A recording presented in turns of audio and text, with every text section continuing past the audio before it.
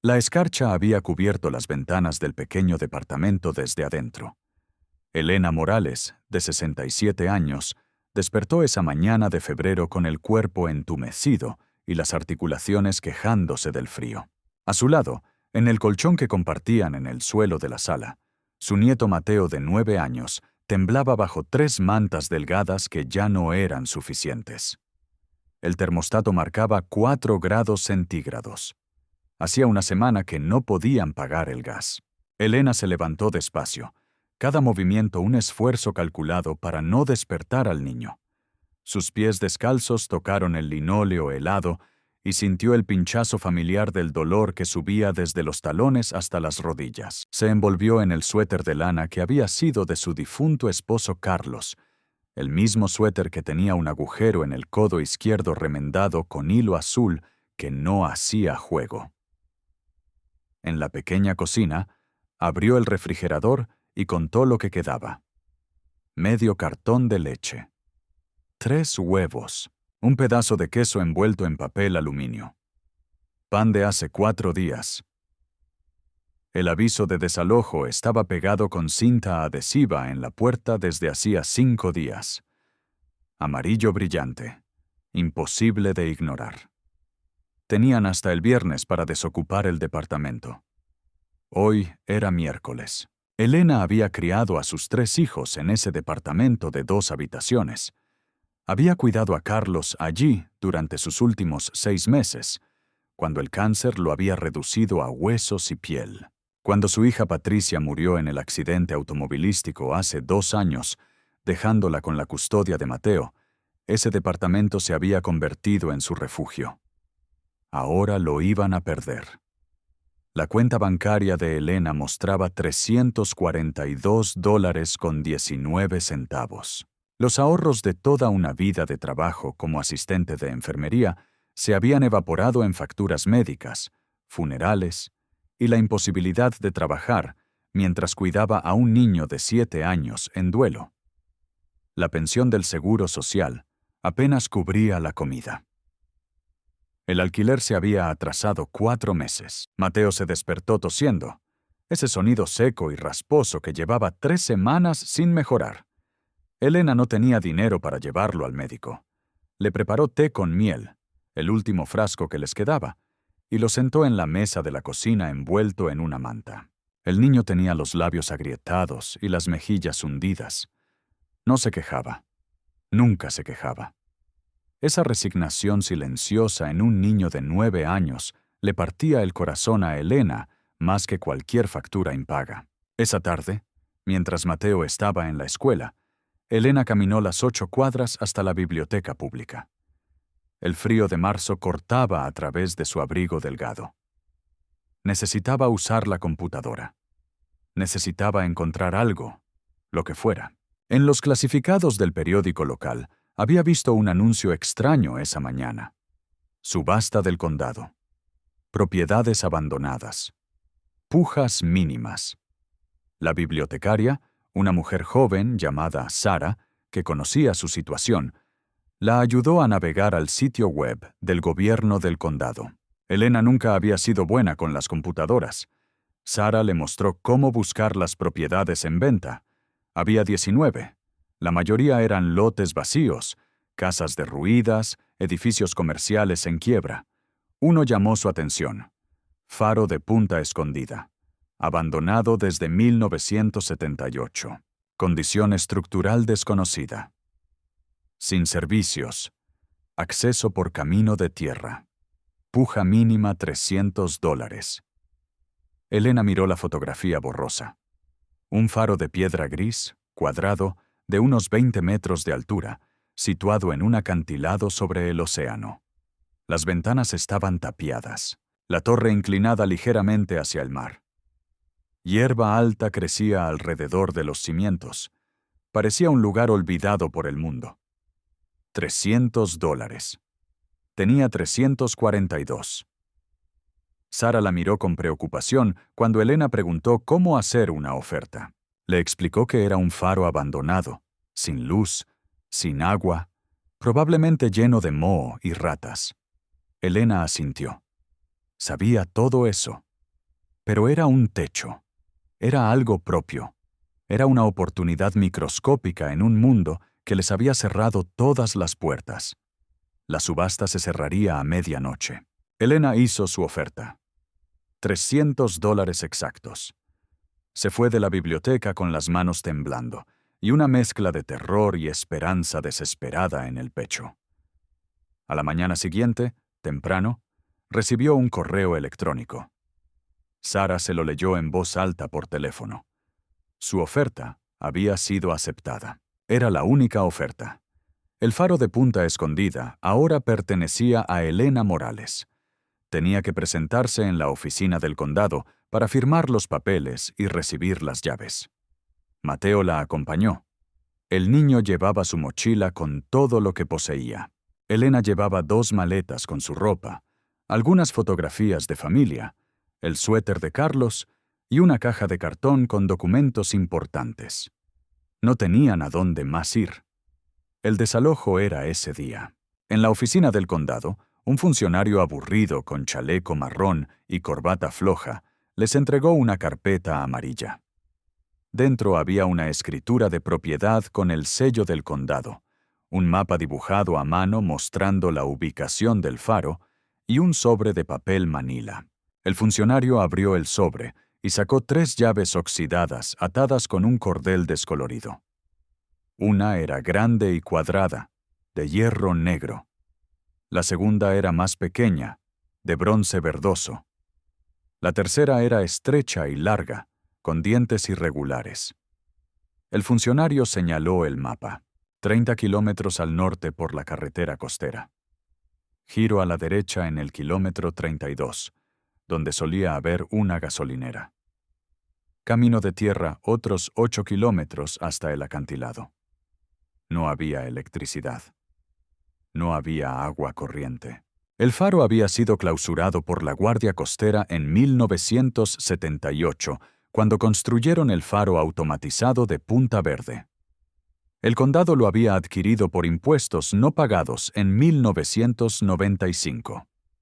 Había estado vacío desde entonces. Elena firmó donde le indicaron. El funcionario selló los documentos con una estampa ruidosa. Le entregó la carpeta amarilla y las 3 llaves oxidadas. Le deseó buena suerte con un tono que sugería que la iba a necesitar. No tenían auto. Elena usó los últimos $40 que le quedaban para contratar a un hombre con una camioneta pick-up que aceptó llevarlos. Se llamaba Rubén. Era alto, con manos grandes y callosas, y un acento que Elena reconoció como similar al de su madre, que había venido de Oaxaca. Rubén no hizo preguntas cuando vio las 2 maletas y la caja de cartón. Ayudó a Mateo a subir al asiento trasero y condujo en silencio.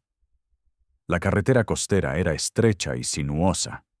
A la izquierda, el océano Pacífico se extendía gris y agitado hasta el horizonte. A la derecha, colinas cubiertas de pinos y matorrales. Pasaron pueblos pequeños con nombres que Elena apenas registró. Después de media hora, Rubén giró a la derecha donde el mapa indicaba. La gasolinera mencionada era ahora solo un esqueleto de concreto cubierto de grafiti. El camino de tierra era áspero. La camioneta rebotaba sobre baches y piedras. Mateo se aferraba a su mochila sin decir palabra. Elena miraba por la ventana, tratando de controlar el nudo de pánico en su estómago. ¿Qué había hecho? Había gastado todo su dinero en una estructura abandonada que probablemente se derrumbaría con la primera tormenta. Después de 8 kilómetros, el camino terminó en un claro cubierto de hierba alta. Y allí estaba, el faro de Punta Escondida. Era más imponente de lo que parecía en la fotografía. Construido con bloques de piedra gris, se elevaba cuadrado y sólido desde un acantilado que caía directamente al océano. La torre tenía unos 20 metros de altura, con ventanas estrechas tapiadas con tablas de madera podrida. Una puerta de metal oxidado marcaba la entrada. A un lado había una construcción más pequeña, probablemente la antigua casa del farero, con el techo parcialmente colapsado y las paredes cubiertas de musgo. Rubén apagó el motor. Se quedaron sentados en silencio por un momento. El único sonido era el viento que soplaba desde el mar y el golpeteo distante de las olas contra las rocas del acantilado. Bajaron de la camioneta. Elena pagó a Rubén con los últimos billetes que tenía. Él la miró con algo que podría haber sido compasión o preocupación. Luego asintió. Subió a su camioneta y se fue por el camino de tierra, dejándolos solos. Elena y Mateo se quedaron parados frente al faro. La puerta de metal tenía una cerradura grande y oxidada. Elena sacó las 3 llaves del sobre. Él probó la primera, la grande de hierro negro. No entraba. Probó la segunda, la de bronce verdoso. Giró a medias y se atascó. Probó la tercera, la estrecha con dientes irregulares. Se deslizó suavemente en la cerradura. Elena la giró. Escuchó un clic profundo, un sonido metálico como de resortes, liberándose después de décadas de inmovilidad. La puerta se abrió hacia adentro con un chirrido largo que resonó en el silencio. El interior estaba oscuro. Elena sacó su teléfono celular y encendió la linterna. El haz de luz iluminó un espacio circular de unos 6 metros de diámetro. Las paredes eran de piedra desnuda. El suelo era de tablas de madera desgastadas. En el centro, una escalera de caracol de hierro forjado subía hacia la oscuridad. A la izquierda había un arco que conducía a lo que parecía ser una habitación adyacente. Olía a humedad, a sal marina y a algo más. A tiempo detenido. Mateo entró primero. Elena lo siguió, arrastrando una de las maletas. La puerta se cerró detrás de ellos empujada por el viento, y el golpe resonó como un trueno. La habitación adyacente resultó ser más grande de lo esperado. Había una mesa de madera volcada, 2 sillas rotas, un armario de metal oxidado contra la pared, y en una esquina, un colchón viejo cubierto de polvo. Las ventanas tapiadas dejaban entrar rendijas delgadas de luz grisácea. Elena inspeccionó el colchón. Estaba sorprendentemente seco, protegido por el grosor de las paredes de piedra. No había moho visible. Era utilizable. Pasaron la primera noche allí. Elena limpió el colchón lo mejor que pudo con su suéter. Extendió las mantas que habían traído. Mateo se acurrucó junto a ella. No había calefacción, pero las paredes de piedra bloqueaban el viento. Comieron las últimas galletas saladas y el queso que había traído. Mateo preguntó si iban a estar bien. Elena le dijo que sí. Le mintió porque era lo que una abuela hace cuando no tiene otras opciones. A la mañana siguiente, Elena exploró más detenidamente. La luz del día que entraba por las grietas de las ventanas tapiadas era suficiente para ver. Subió la escalera de caracol.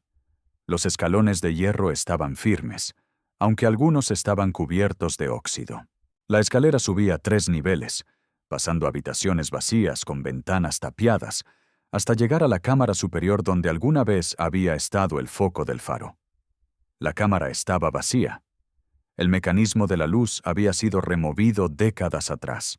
Solo quedaba una plataforma circular de madera y las paredes de vidrio sucio que ofrecían una vista de 360 grados del océano y la costa.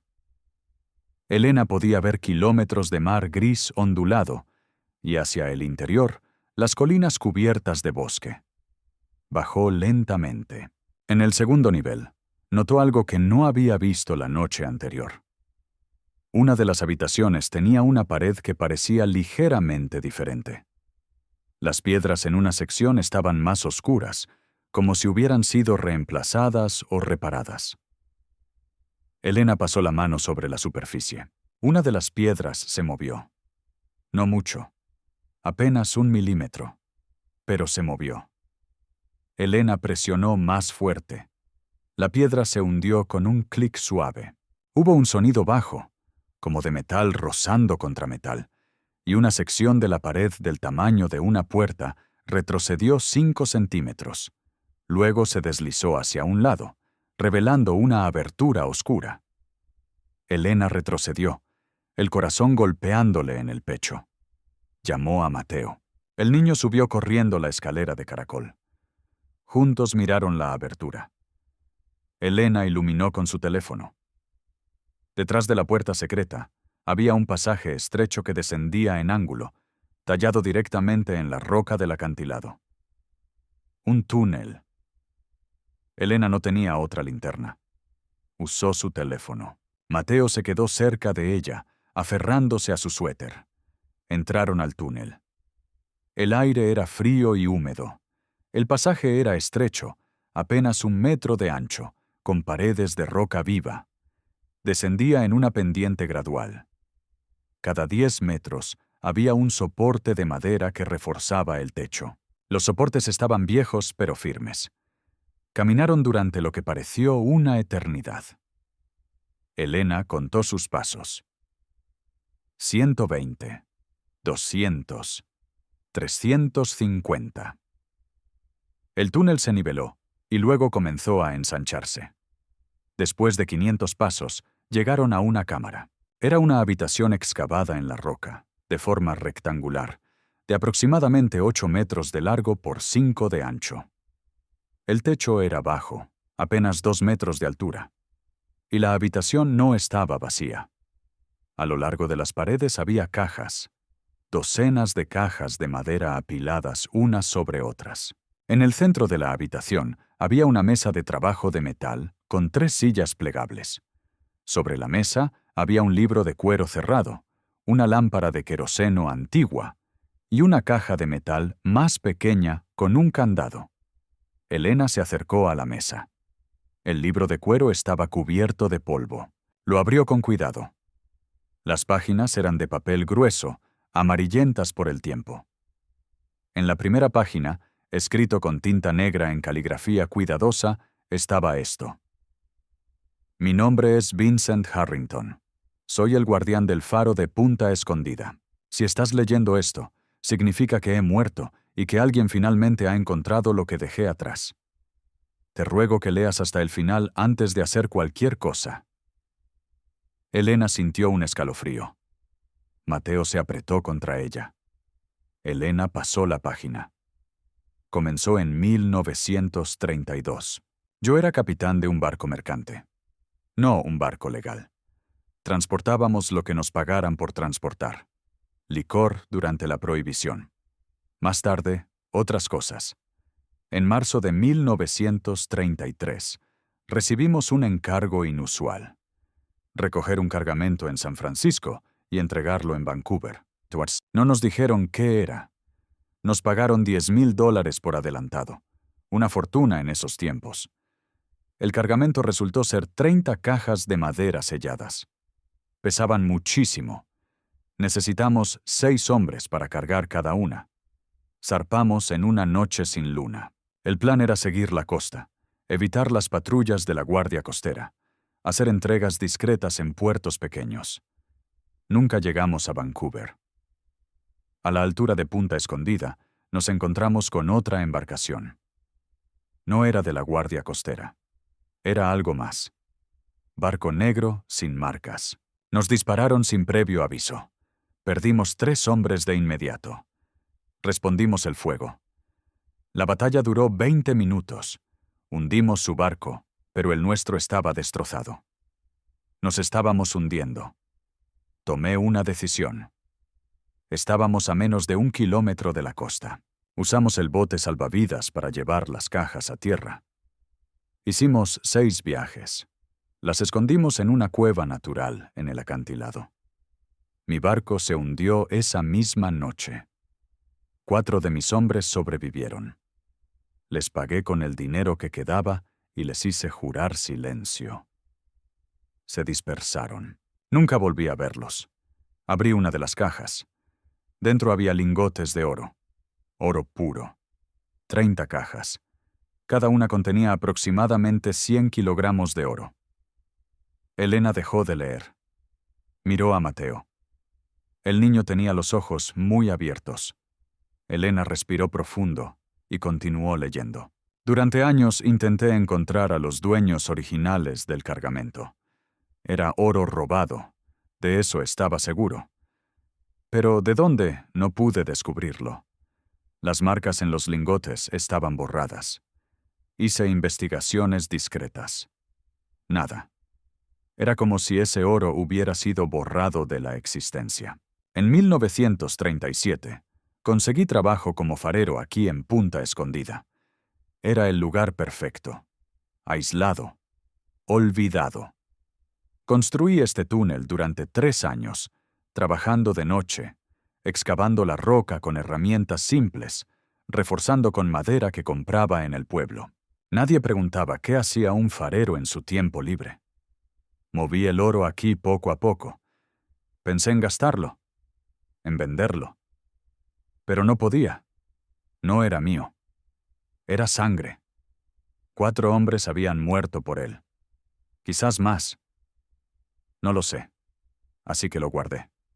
Lo escondí. Y viví mi vida como farero hasta que me obligaron a jubilarme en 1978. Ahora tengo 82 años. Estoy muriendo de cáncer. No tengo familia. No tengo herederos. He vivido 50 años con este peso. Ahora te lo entrego a ti, quien quiera que seas. Dentro de la caja con candado sobre esta mesa hay algo más. Papeles. Documentos que encontré durante años de investigación. Listas de transferencias bancarias. Recortes de periódico. Evidencia de que este oro proviene de saqueos nazis durante la Segunda Guerra Mundial. No puedo probarlo al 100%, pero estoy casi seguro. 3 de las cajas no contienen oro. Contienen bonos al portador. Bonos del Tesoro de Estados Unidos emitidos en 1944. Válidos. Negociables. Valor estimado en la actualidad. $180 millones. Soy un criminal y un cobarde. No tuve el valor de hacer lo correcto en vida. Pero tú puedes hacerlo. Por favor, usa esto para algo bueno. No lo entierres. No lo escondas.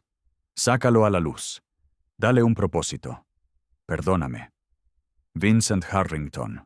Octubre de 1978. Elena cerró el libro despacio. Sus manos temblaban. Miró las cajas apiladas contra las paredes. Mateo preguntó qué decía el libro. Elena no respondió de inmediato. No sabía cómo explicar lo que acababa de leer. Se acercó a una de las cajas. Estaba sellada con clavos oxidados. Usó una piedra para hacer palanca.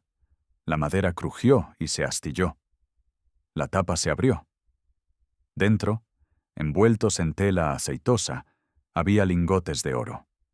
Barras rectangulares de metal amarillo brillante, cada una del tamaño de un ladrillo. Elena sacó una. Pesaba más de lo que esperaba. La superficie tenía marcas tenues, números y símbolos que habían sido limados casi hasta desaparecer. Abrió otra caja. Más lingotes. Y otra. Y otra. 30 cajas en total. Elena dejó de contar después de 15. La caja pequeña sobre la mesa tenía un candado antiguo de combinación. Elena probó girar los diales. Estaban oxidados, pero funcionaban. Probó varias combinaciones al azar. Nada. Entonces recordó algo. La fecha en la primera página del diario. 1932. Probó. 1, 9, 3, 2. El candado se abrió con un clic suave. Dentro había papeles. Documentos amarillentos protegidos en fundas de plástico. Elena sacó el primer paquete. Era un recorte de periódico del New York Times, fechado en agosto de 1945. El titular decía: Tesoro nazi recuperado en Alemania. Oro robado a víctimas del Holocausto valorado en millones. Había más recortes. Listas mecanografiadas con números de serie de lingotes de oro reportados robados. Fotografías borrosas de bóvedas bancarias saqueadas. Cartas oficiales de la Comisión de Recuperación de Activos de la posguerra. Y en el fondo, 3 sobres grandes sellados con cera roja. Elena abrió uno de los sobres. Dentro había bonos al portador del Tesoro de Estados Unidos. Papel grueso con bordes decorativos, sellos oficiales, firmas.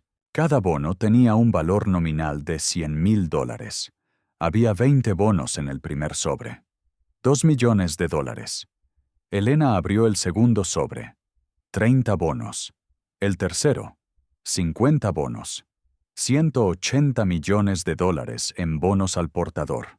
Negociables. Legales. Emitidos por el gobierno de Estados Unidos en 1944 como parte del esfuerzo de guerra. Elena se sentó en una de las sillas plegables. Mateo se sentó a su lado. El niño preguntó si eso significaba que ya no eran pobres. Elena no sabía cómo responder. Técnicamente, sí, pero esto no era una lotería. Esto era historia. Esto era sangre y horror y crímenes de guerra. Esto era responsabilidad. Pasaron 2 horas en esa cámara subterránea. Elena leyó cada documento. Tomó fotografías con su teléfono celular de cada página del diario, de cada recorte de periódico, de cada bono. Mateo se quedó dormido en la silla, envuelto en su manta, exhausto por todo lo que había vivido en los últimos días. Cuando Elena finalmente salió del túnel, era media tarde. El cielo estaba gris y amenazaba lluvia. Se sentó en el suelo de piedra del faro, de espaldas contra la pared, y lloró. No de alivio, no de alegría. Lloró por el peso de lo que acababa de encontrar. Lloró por Vincent Harrington, quien había cargado con esto durante 50 años. Lloró por las víctimas del Holocausto, cuyo oro robado estaba enterrado bajo sus pies.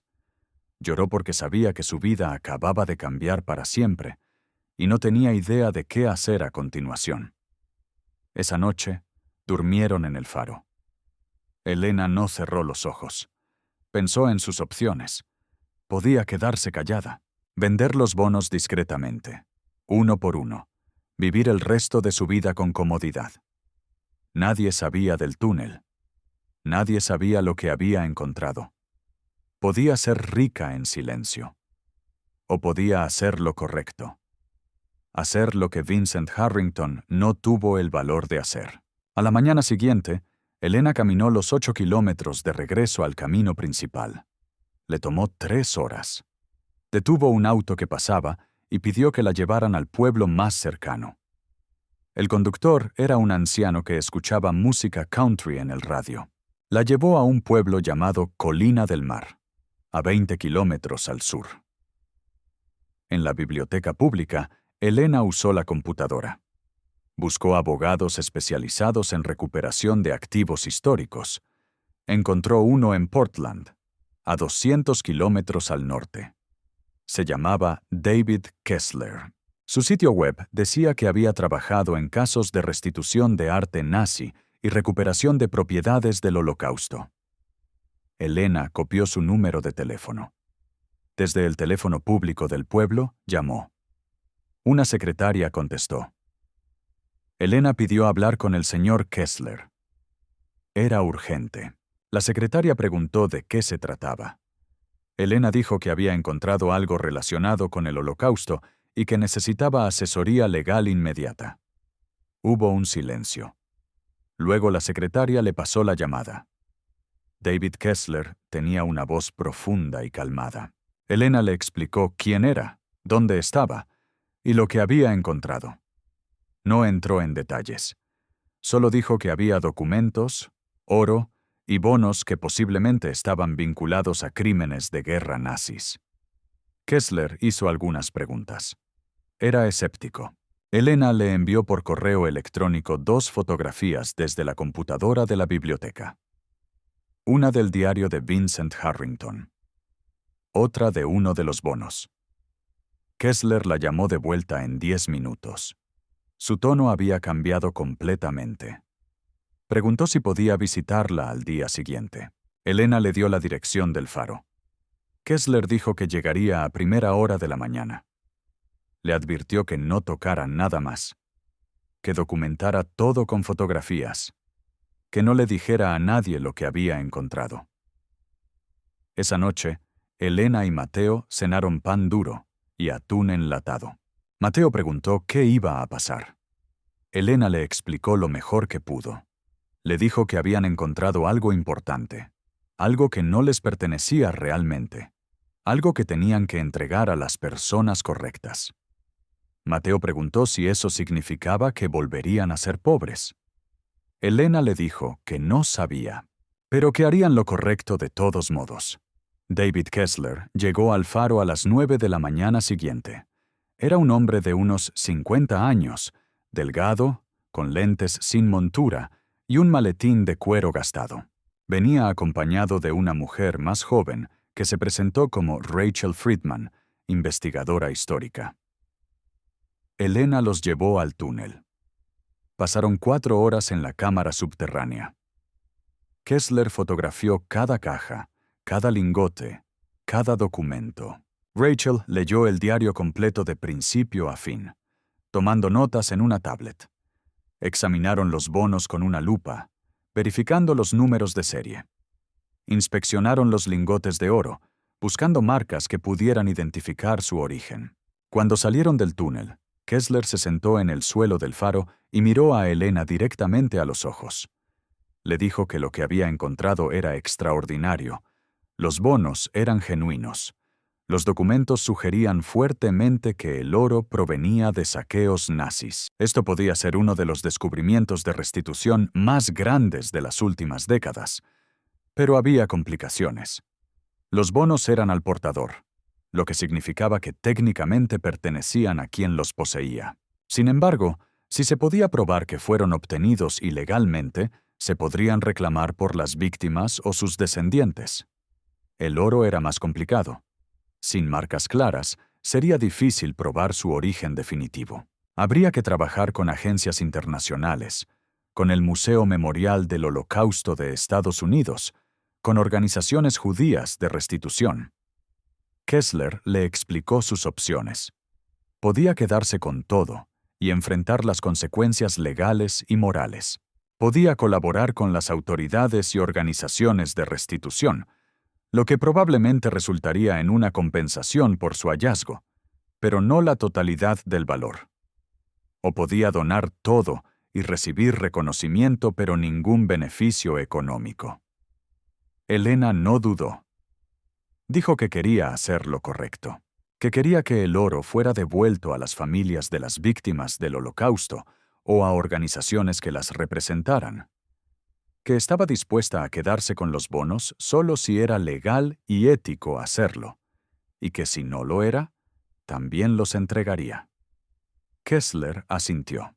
Dijo que era la decisión más honorable que alguien podía tomar, pero que debía entender que el proceso sería largo, complicado y público. Habría investigaciones, habría medios de comunicación, habría personas que cuestionarían sus motivos. Elena dijo que lo entendía, que había vivido en las sombras toda su vida, pobre e invisible, y que si tenía que estar bajo el reflector para hacer lo correcto, estaba dispuesta a hacerlo. Kessler la miró con algo que parecía respeto. Dijo que comenzaría a trabajar de inmediato.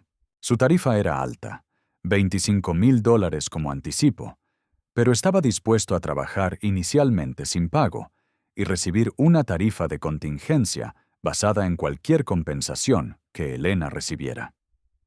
Elena aceptó. No tenía dinero de todos modos. Los siguientes 3 días fueron un torbellino. Kessler contactó al Museo Memorial del Holocausto de Estados Unidos. Contactó a la Conferencia sobre Reclamaciones Materiales Judías contra Alemania. Contactó al FBI para reportar el hallazgo de posibles activos relacionados con crímenes de guerra. Rachel Friedman comenzó a investigar la historia de Vincent Harrington, rastreando registros navales, archivos de la Guardia Costera y registros de la era de la Prohibición. El viernes por la tarde, 3 agentes del FBI llegaron al faro. Venían en 2 SUVs negros. Mostraron sus credenciales. Un hombre de unos 40 años llamado agente Morrison, una mujer joven llamada agente Chen y un técnico forense llamado Parker. Elena los llevó al túnel. Pasaron horas fotografiando, etiquetando, documentando cada artículo. Parker tomó muestras de los lingotes de oro para análisis metalúrgico. Morrison le explicó a Elena que esto era ahora parte de una investigación federal. No la estaban acusando de nada. Ella no había cometido ningún crimen. Pero los activos estaban bajo custodia federal hasta que se determinara su origen y propiedad legítima. Elena firmó declaraciones. Les dio acceso completo a todo. Les entregó las llaves del faro. Esa noche, Elena y Mateo durmieron en su colchón en el suelo del faro, mientras agentes del FBI montaban guardia afuera. Morrison le aseguró que no los desalojarían. El faro seguía siendo legalmente de su propiedad. Los activos encontrados en el túnel eran un asunto separado. El lunes, la historia estalló en las noticias. Abuela descubre fortuna nazi en faro abandonado. Los titulares eran sensacionalistas. Los reporteros llegaron en oleadas. Cámaras de televisión, periodistas de periódicos, fotógrafos. Elena se negó a dar entrevistas. El FBI instaló un perímetro y mantuvo alejados a los medios. Pero con la atención llegaron también los buitres. El miércoles por la tarde, un hombre en traje caro llegó con un equipo legal. Se presentó como representante de una parte interesada en los activos del faro. Dijo que su cliente tenía reclamos legítimos sobre cualquier tesoro encontrado en propiedades del condado vendidas en subasta. Entregó una carta formal, demandando que Elena se abstuviera de cualquier disposición de los activos hasta que se resolvieran los reclamos. Kessler manejó eso. Le dijo al hombre que se fuera y que presentara su demanda formalmente si quería. El hombre amenazó con acciones legales. Kessler no se inmutó. El viernes llegó alguien peor. Un hombre de unos 60 años, alto, con cabello gris peinado hacia atrás y ojos fríos. Se presentó como James Harrington, sobrino de Vincent Harrington. Dijo que tenía derecho a cualquier propiedad dejada por su tío, que había estado buscando a Vincent durante años, que sabía del faro y del túnel y que había venido a reclamar lo que le pertenecía. Elena lo enfrentó en la puerta del faro. Mateo estaba detrás de ella. Kessler estaba a su lado. James Harrington era intimidante. Hablaba con una voz que esperaba obediencia. Dijo que Elena era una intrusa, que había comprado la propiedad bajo falsos pretextos, que iba a presentar una demanda por derechos de herencia y fraude. Elena le preguntó si había leído el diario de Vincent.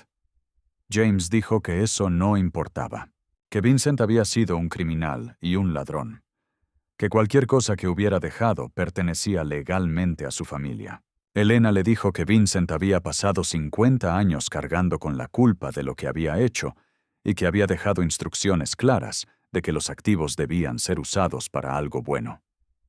James se rió. Dijo que eso no tenía validez legal. Kessler intervino. Le informó a James que cualquier reclamo tendría que presentarse ante el Tribunal Federal, donde ya se estaba llevando a cabo el proceso de restitución. Que Elena había cooperado completamente con las autoridades, que los activos estaban bajo custodia del FBI. James apuntó con el dedo a Elena. Le dijo que esto no había terminado, que iba a recuperar lo que le pertenecía, que ella y su nieto terminarían en la calle otra vez. Elena no se movió.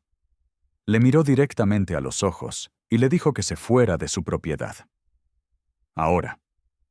James dio media vuelta y se fue, pero su mirada prometía que volvería. Esa noche, Kessler le explicó a Elena la realidad de la situación. James Harrington podía causar problemas significativos. Los reclamos de herencia eran complicados. Aunque Vincent había dejado un diario declarando sus intenciones, no era un testamento legal. Si James podía probar que era el único heredero vivo de Vincent, podría tener derecho a los activos, o al menos a una parte de ellos. Elena preguntó qué podía hacer. Kessler dijo que necesitaban solidificar su posición. Elena era la propietaria legal del faro. Los activos fueron encontrados en su propiedad. Eso le daba ciertos derechos. Pero necesitaban demostrar que su intención era hacer lo correcto, que no estaba tratando de enriquecerse a expensas de las víctimas del Holocausto. Necesitaban hacerlo público. Al día siguiente, Kessler organizó una conferencia de prensa. Se llevó a cabo en la oficina del condado en Colina del Mar. Elena se sentó en una mesa frente a una docena de cámaras y micrófonos. Mateo estaba sentado junto a ella. Kessler estaba a su otro lado. Rachel Friedman estaba presente, junto con representantes del Museo Memorial del Holocausto y de la Conferencia sobre Reclamaciones Materiales Judías. Elena leyó una declaración. Su voz temblaba al principio, pero se fortaleció a medida que hablaba. Explicó quién era. Una abuela viuda que había comprado un faro abandonado por $300 porque no tenía otro lugar a donde ir. Que había encontrado el túnel y los activos por accidente. Que había leído el diario de Vincent Harrington y había entendido la gravedad de lo que tenía entre sus manos. Anunció que estaba renunciando a cualquier reclamo personal sobre el oro. Lo estaba entregando completamente a las organizaciones de restitución del Holocausto para que fuera devuelto a las familias de las víctimas o usado para honrar su memoria. En cuanto a los bonos al portador, dijo, estaba dispuesta a someterlos a revisión legal y ética.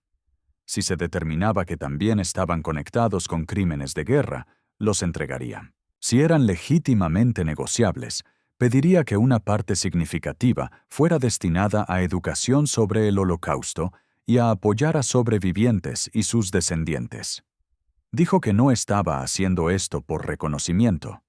Lo estaba haciendo porque era lo correcto, porque Vincent Harrington no había podido hacerlo en vida. Pero ella sí podía.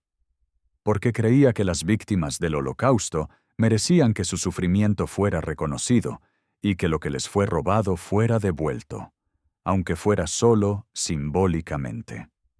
La sala quedó en silencio cuando terminó. Luego, lentamente, alguien comenzó a aplaudir. Fue uno de los representantes del Museo del Holocausto. Otros se unieron. El aplauso creció hasta llenar la sala. Los titulares del día siguiente fueron diferentes. Abuela renuncia a fortuna para honrar a víctimas del Holocausto. Un acto de conciencia. Mujer dona tesoro nazi a restitución. Las entrevistas siguieron. Elena habló con NPR, con el New York Times, con programas de noticias locales y nacionales. Contó su historia una y otra vez. Mateo se convirtió en un pequeño símbolo de por qué ella había tomado esa decisión. Un niño que había dormido en un auto congelado, que ahora tenía una abuela dispuesta a rechazar millones para hacer lo correcto. Pero James Harrington no se rindió. Presentó una demanda formal en el Tribunal Federal reclamando derechos de herencia. Contrató a un bufete de abogados de Seattle. Argumentaron que Vincent Harrington había muerto sin testamento, que James era su único heredero vivo, y que todos los activos asociados con Vincent, independientemente de su origen, le pertenecían a él. Demandaron a Elena, al FBI, al Museo del Holocausto y a la Conferencia de Reclamaciones. El caso se volvió complicado. Kessler trajo a más abogados. Organizaciones judías se unieron como partes interesadas. El gobierno federal intervino argumentando que los activos eran evidencia en una investigación de crímenes de guerra y no podían ser reclamados por individuos hasta que se determinara su origen legal. El proceso de descubrimiento legal fue exhaustivo. Se investigó cada detalle de la vida de Vincent Harrington. Rachel Friedman encontró registros que mostraban que Vincent había sido parte de operaciones de contrabando durante la Prohibición. Encontró el registro del barco que se había hundido en 1933. Encontró reportes de un enfrentamiento naval no registrado en la costa de Oregón esa misma noche. Las piezas encajaban. El análisis metalúrgico de los lingotes de oro mostró que coincidían con el perfil de oro fundido en Europa durante los años 40. Los números de serie parcialmente borrados fueron reconstruidos usando tecnología forense avanzada. 3 de los lingotes coincidían con registros de oro robado de bancos en Ámsterdam durante la ocupación nazi. Era evidencia suficiente. Mientras tanto, James Harrington intensificó su campaña. Contrató investigadores privados para buscar cualquier cosa en el pasado de Elena que pudiera desacreditar su historia. No encontraron nada. Era exactamente quien decía ser. Una abuela viuda que había trabajado toda su vida, que había cuidado a su nieto, que había comprado un faro porque no tenía otro lugar a dónde ir. Su historia era sólida, pero James tenía recursos. Comenzó a acosar a Elena de formas más sutiles. Sus abogados presentaron mociones innecesarias que requerían que ella compareciera en corte. Enviaron citaciones para documentos que ella no tenía. Intentaban agotarla, asustarla para que se rindiera. Kessler bloqueó cada movimiento, pero el costo emocional era alto. Elena apenas dormía. Se estaba quedando sin dinero otra vez. Vivir en el faro era difícil. No había electricidad ni agua corriente. Mateo tenía que caminar 8 kilómetros para llegar al camino principal, donde un autobús escolar lo recogía. Entonces llegó ayuda inesperada. Una organización sin fines de lucro llamada Defensores de la Justicia de Restitución se ofreció a cubrir todos los costos legales de Elena. Eran abogados especializados en casos de recuperación de activos del Holocausto. Vieron el caso de Elena como una oportunidad para establecer precedentes legales importantes sobre la propiedad de activos recuperados de crímenes de guerra. Con más recursos legales, el equipo de Elena pudo contraatacar. Presentaron una moción para que el tribunal declarara que Elena, como propietaria legal del faro y descubridora de buena fe de los activos, tenía derecho a una compensación de hallazgo bajo las leyes federales de tesoros encontrados, pero que los activos principales debían ser destinados a restitución. También argumentaron que James Harrington no tenía reclamo moral o legal válido, porque Vincent había declarado explícitamente en su diario que los activos no eran suyos para dejar en herencia. El caso llegó a audiencia preliminar en junio. Elena tuvo que testificar. James Harrington también. Las diferencias entre ambos fueron dramáticas. Elena habló con honestidad y humildad sobre cómo había encontrado el túnel, qué había hecho inmediatamente después, y por qué había decidido hacer pública su decisión de renunciar a los activos. James habló con arrogancia sobre sus derechos legales, sobre cómo su tío había sido un hombre brillante, que había tomado oportunidades cuando se presentaron, y sobre cómo el oro y los bonos eran legítimamente propiedad de la familia Harrington por derecho de herencia. El juez federal, una mujer llamada Marta Delgado, escuchó ambos testimonios con expresión neutra. Al final de la audiencia, hizo una pausa y luego habló directamente a James Harrington. Le preguntó si había leído el diario de su tío.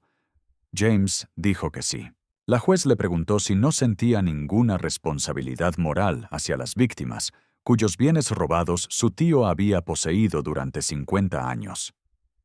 James dijo que la ley no se basaba en sentimientos morales, sino en hechos legales. La juez Delgado asintió. Dijo que emitiría su fallo en 30 días y que, mientras tanto, todos los activos permanecerían bajo custodia federal. Ordenó a todas las partes que se abstuvieran de contacto directo y que cualquier comunicación se hiciera a través de representantes legales. Levantó la sesión. Los 30 días se sintieron como 30 años. Elena continuó viviendo en el faro con Mateo. Los medios de comunicación comenzaron a perder interés a medida que el caso se extendía sin resolución dramática. Pero la comunidad de Colina del Mar no los olvidó. La gente del pueblo comenzó a visitar el faro. Traían comida. Traían ropa para Mateo. Un electricista local ofreció instalar un generador solar sin costo. Un fontanero conectó un tanque de agua y bomba básica. La bibliotecaria Sara organizó una colecta de fondos. Recaudaron $5,000 para ayudar a Elena con gastos básicos.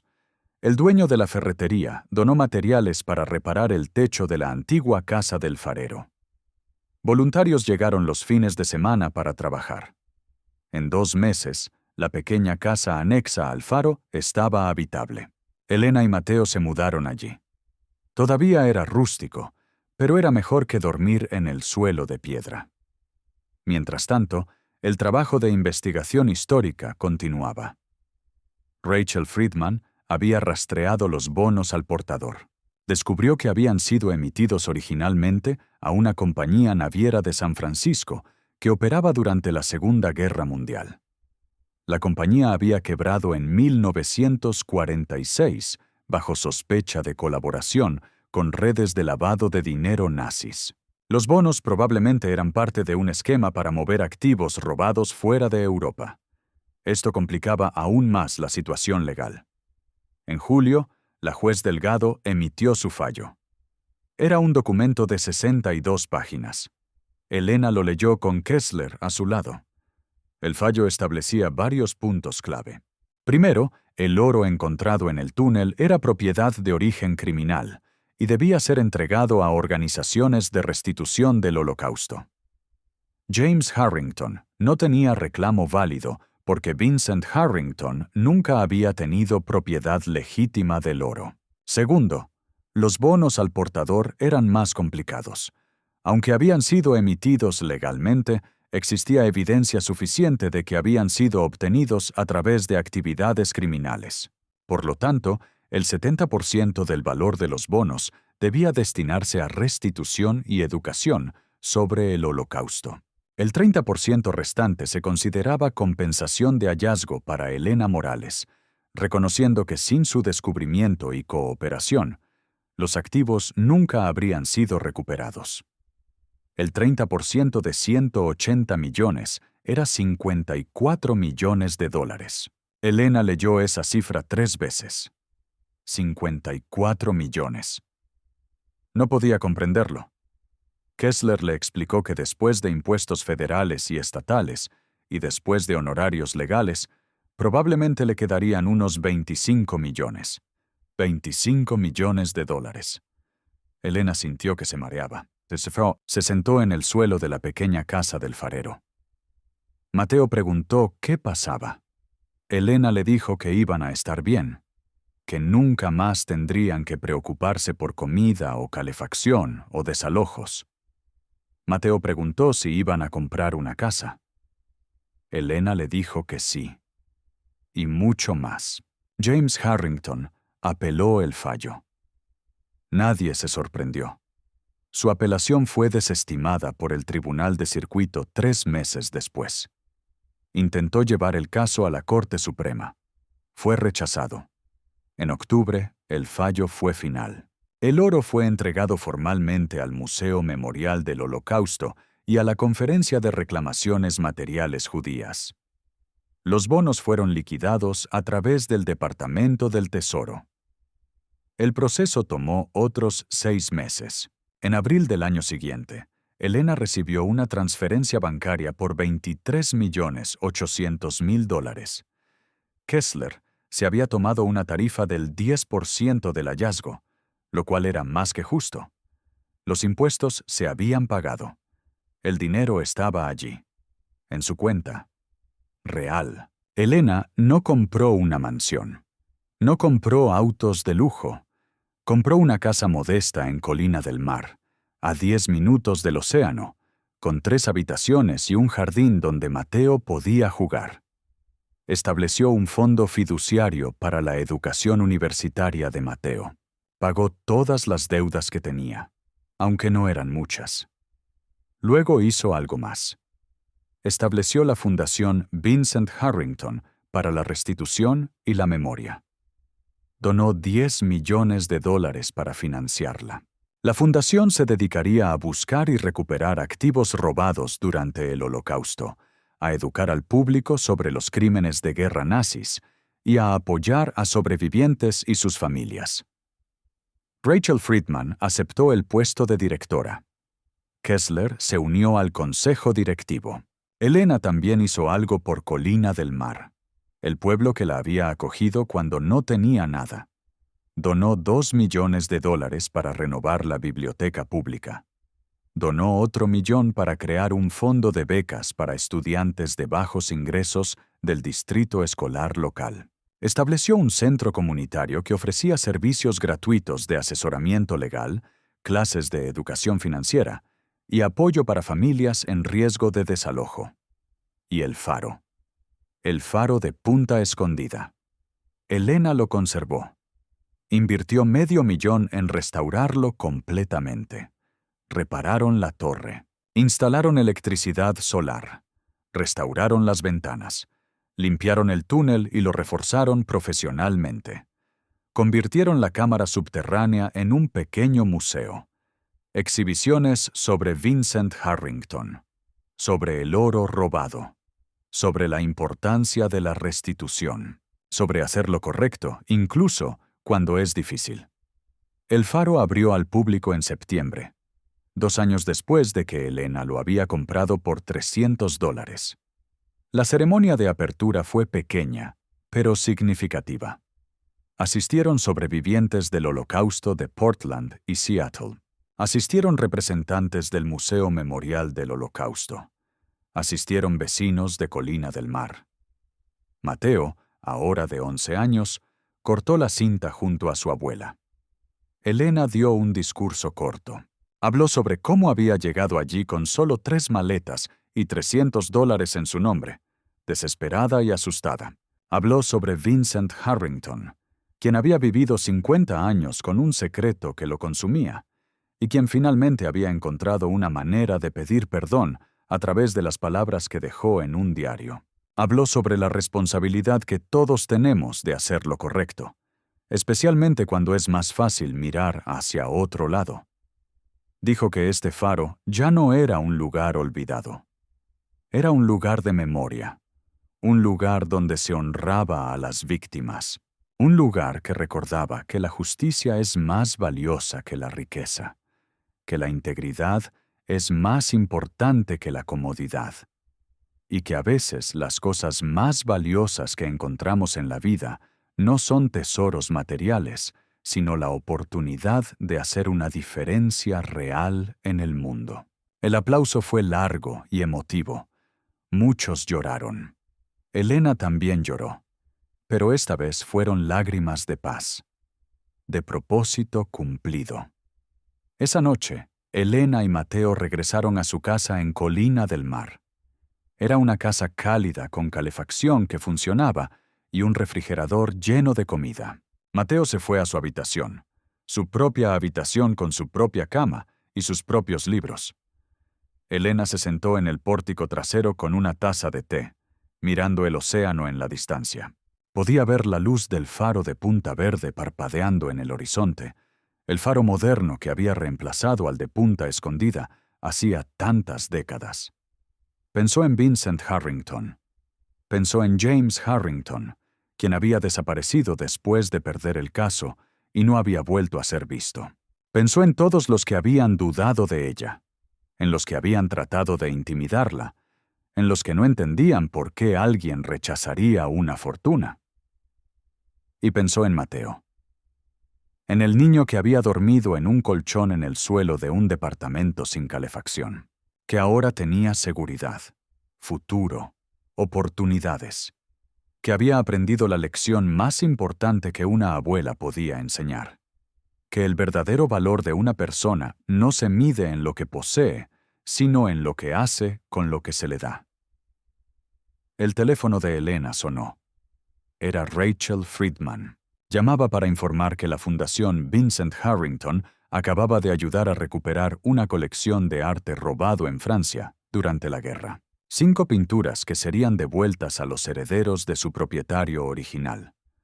Una familia judía de París que había sido deportada a Auschwitz en 1943. Rachel estaba emocionada. Esta era exactamente la razón por la que habían creado la fundación. Elena sonrió. Le dijo a Rachel que siguiera con el buen trabajo. Colgó el teléfono y volvió a mirar el océano. Recordó esa mañana de febrero, cuando había despertado en el suelo helado con solo 3 días antes del desalojo. Recordó haber visto el anuncio de la subasta.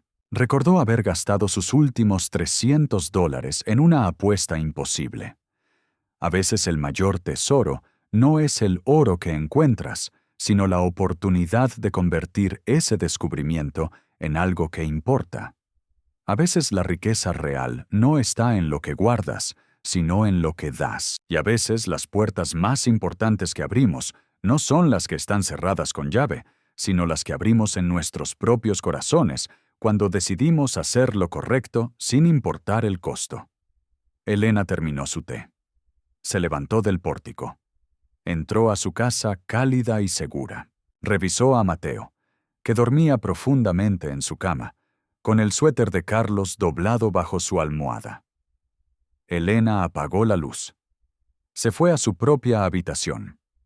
Se acostó en una cama real con sábanas limpias y mantas suficientes, y por primera vez en años durmió en paz, sabiendo que había hecho lo correcto, que había honrado la memoria de quienes sufrieron y que había convertido un final trágico en un nuevo comienzo, no solo para ella y Mateo, sino para todos los que se beneficiarían del trabajo de la Fundación, del Museo del Faro, de los programas comunitarios y de la lección simple pero profunda de que la integridad siempre vale más que el oro.